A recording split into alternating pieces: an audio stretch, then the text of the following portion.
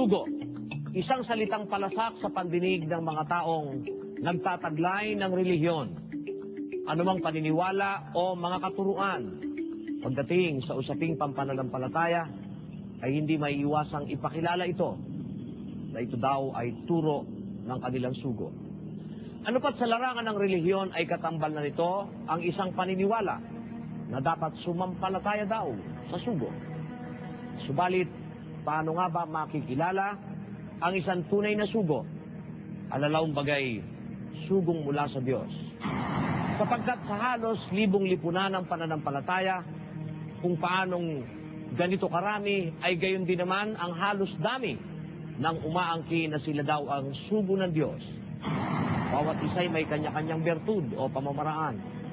Kung paano ipinatatanggap ang kanyang sarili bilang sugo daw sa mga tao.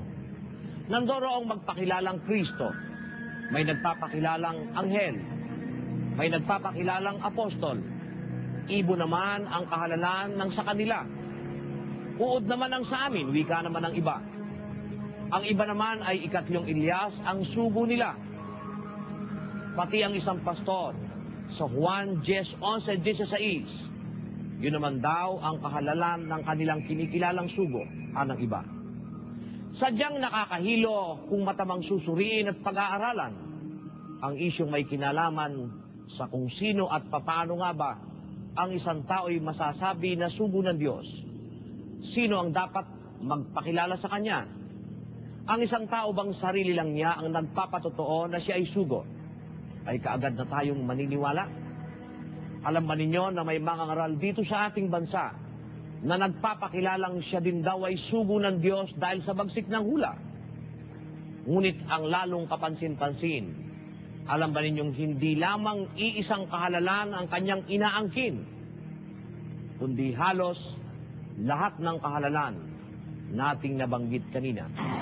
Magandang gabi. Sa pagpapatuloy po ng ating ginagawang pagtalakay hinggil sa kinauukulan o kinatuparan ng isang pastor sa Juan 10:16 ay atin pong sama-samang tuklasin ang katotohanang nakapaloob dito, na kung saan ay nakita natin ang pag-aangkin ng tagapagtatag ng INK o ng Iglesia ni Cristo na si Ginoong Felix Manalo, na sa kanya raw ito natupad ayon sa kanyang manggagawa. Ngunit kinontra naman ito ng turo mismo ni Manalo na nagsasabing ang isang pastor ay si Kristo at wala ng iba. Amin po kayong inaanyayahang tunghayan po natin ang ikalawang bahagi ng paksa na tampok sa linggong ito. Si Ginoong Felix Manalo nga ba ang isang pastor? Dito lamang po sa Weirdong Doktrina. Sa nakaraan nating pagtatanghal, nakita natin ang magkasalungat na pag-aangkin ni Ginoong Manalo at ng kanyang manggagawa hinggil sa usaping kung sino ang kinatuparan ng isang pastor sa Juan 10:16. At ayon pa sa babasahing ito, ang pasugo ay napakaraming patotoo raw na nasa hula sa Biblia ang naukol kay Manalo. Subalit alam ba ninyo na sa kanila rin mismong opisyal na aklat ay ipinahayag din at inaamin nila na hindi naman talaga mababasa sa Biblia ang kanyang karapatan, kundi sa kanila ring babasahing ang pasugo. Ang katunayan ay inamin nila sa kanilang aklat na ang pagbubunyag. Sa pahina 184 ay ganito ang sinasabi. Gayon din naman si kapatid na Felix Manalo ang nagpakilala ng mga hulang tumutukoy sa kanya na siya ang sugo sa huling araw, sapagkat siya ang sugong tinutukoy sa hula. Paano niya ipinakilala ang hulang ito sa kanyang pagkasugo?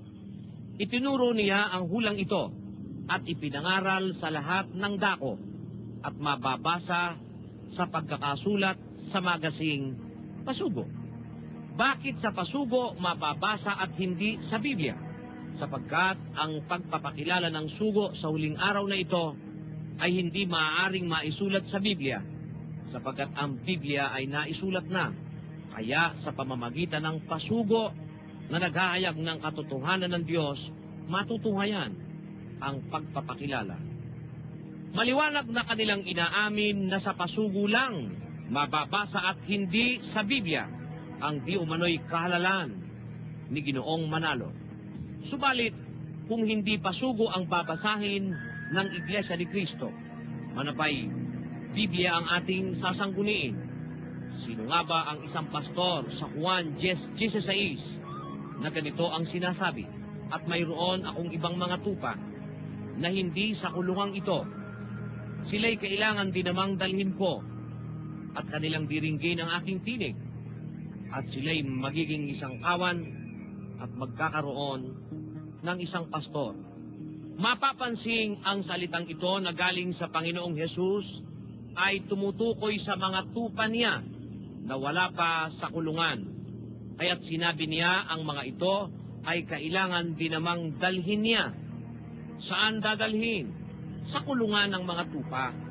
Kaya't ang dati nang nasa kulungan at ang nasa labas pa na kanyang dadalhin ay sinabi niyang magiging isang kawan. At ang pinagsamang ito na naging isang kawan ay sinabi niyang magkakaroon ng isang pastor. Maliwanag na hindi dalawang pastor ang kailangan kundi isa lamang. At pansinin ang salita ng Panginoong Hesus nang sabihin niyang mayroon pa akong ibang mga tupa na hindi sa kulungang ito. At sila'y kailangan din namang dalhin ko. At sila'y magiging isang kawan at magkakaroon ng isang pastor. At ang isang pastor na ito ayon sa Biblia ay walang iba kundi ang ating Panginoong Hesukristo. Ayon sa unang Pedro 2:25 na sinabing si Kristo ang pastor at obispo ng ating mga kaluluwa.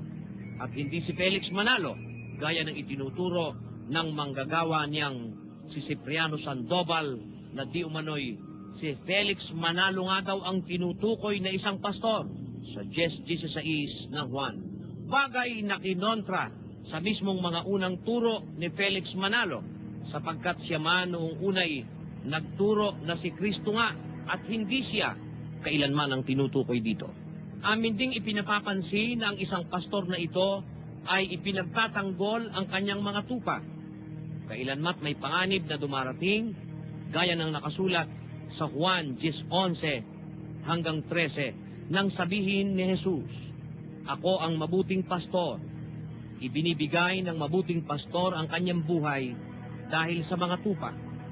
Ang nagpapaupa at hindi ang pastor na hindi may-ari ng mga tupa ay nakikitang dumarating ang lobo at pinababayaan ang mga tupa at tumatakas at inaagaw sila ng lobo at pinapangangalat.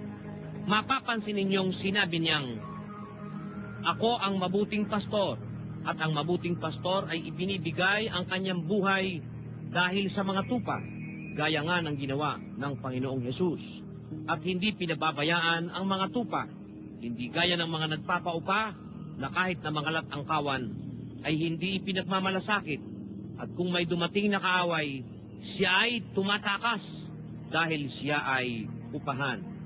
Bilang isang pastor, maraming pagkakataon na pinatunayan ng Panginoong Hesukristo na siya nga ang kinatuparan nito, na kung saan siya dahil sa pagtatanggol sa tupa ay maraming pakikipagtalo, pakikipagdebate at pakikipagkatuwiranan sa sino mang magtatangkang tutulan ang kanyang ipinangangaral na napatunayang walang nakatalo sa kanya sino man, kung kaya't pinagsikapan ng mga Hudyo na kaaway niya na ang paniniwala na siya ay tao lang na nagpapakunwaring Diyos, na siya ay maipapatay. Pagkatapos na magpabaha ng maraming sakdal laban sa kanya, na lahat ay pawang kasinungalingan. Hindi siya kailanman naduwag o umurong o nagpapalit sa kanino man bilang tagapamahala ng iglesyang kanyang pinangunguluhan, kahit na siya ay sinaktan, inihabla sa mga hukuman na pawang kasinungalingan hanggang sa kanyang kamatayan.